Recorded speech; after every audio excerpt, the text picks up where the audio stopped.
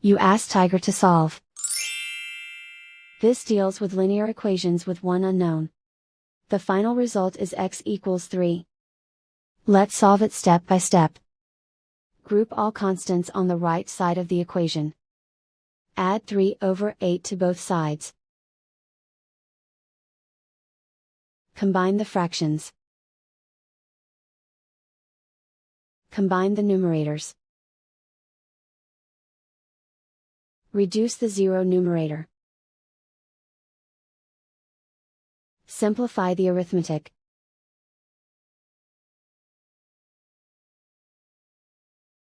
Isolate the x. Multiply both sides by inverse fraction 8/1. Group like terms. Multiply the coefficients. Simplify the fraction. Multiply the fractions. Simplify the arithmetic.